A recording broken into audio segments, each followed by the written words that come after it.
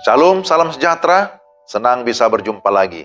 Hari ini kita akan mendengarkan firman Tuhan, tapi sebelumnya kita berdoa terlebih dahulu. Tuhan, pimpinlah hati kami. Beri damai sejahtera, berikan kami hikmat dan pengertian, supaya kami dapat menerima firman-Mu dengan baik. Dalam nama Tuhan Yesus. Amin. Mazmur 8 ayat 10. Ya Tuhan, Tuhan kami, betapa mulianya nama-Mu di seluruh bumi. Itulah firman Tuhan, Mazmur 8 ayat 10. Tema kita, Tuhan itu mulia, kasih-Nya agung. Saudara, melalui Mazmur 8, kita dapat belajar tentang pribadi Allah yang mulia dan yang memiliki kasih yang begitu agung. Pertama, kita melihat kemuliaan Tuhan dinyatakan. Kalau kita memperhatikan mulai dari ayat 2 ya, sampai dengan ayat yang keempat. Di sana bicara tentang kemuliaan Tuhan. Ada banyak lagu diciptakan memang bertemakan kemuliaan Tuhan. Misalnya ada lagu Mulia Sembah Raja Mulia. Ada juga kemuliaan bagi Allah di tempat yang maha tinggi. Dan lain-lain. Di dalam Mazmur 8 ayat 2, di sana dikatakan, ya Tuhan, Tuhan kami, betapa mulianya nama-Mu di seluruh bumi.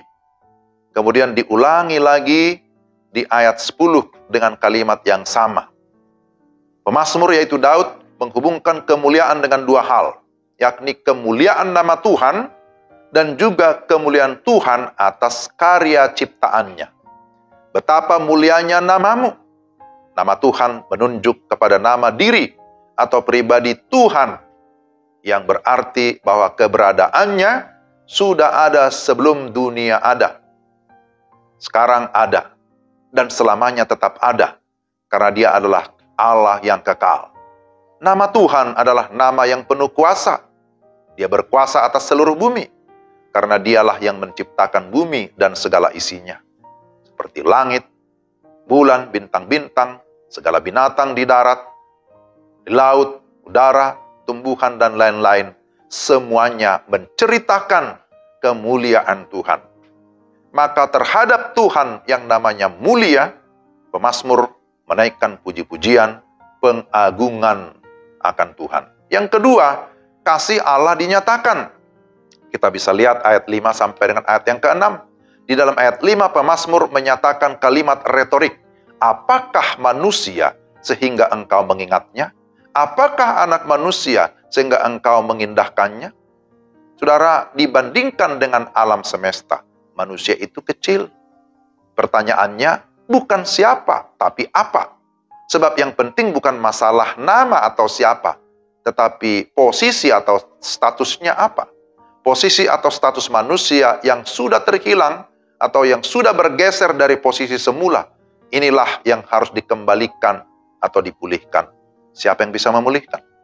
Hanya Allah sendiri. Dan Dia sudah mengerjakan proyek pemulihan itu melalui Yesus Kristus, anaknya yang tunggal yang telah diutus ke dunia.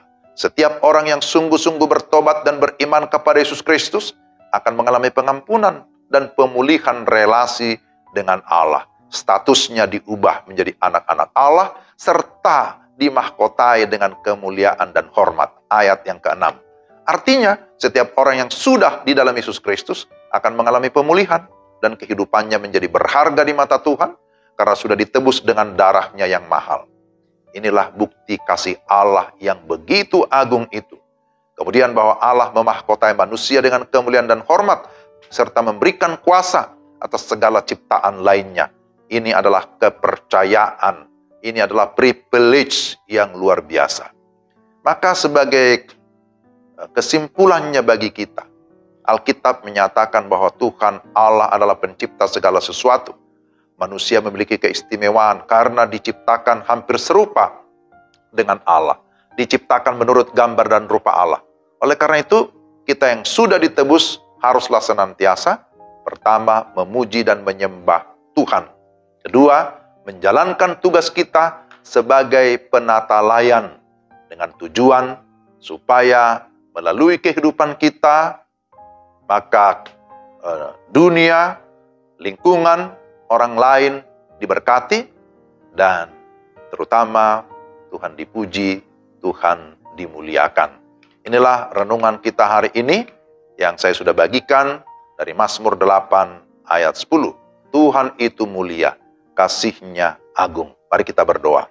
Tuhan, terima kasih untuk renungan hari ini yang mengingatkan kami betapa mulianya Tuhan, betapa agungnya segala karya Tuhan. Kami adalah ciptaan menurut gambar dan rupa Allah yang sudah ditebus dengan darah Yesus yang kudus. Kami bersyukur dan berterima kasih.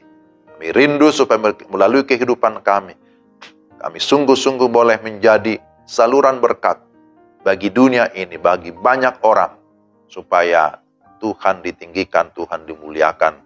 Tuhan menolong kami, mampukan kami untuk dapat menjalankan tugas kami di tengah-tengah dunia ini. Kiranya Tuhan memimpin dan menolong kami. Dalam nama Yesus.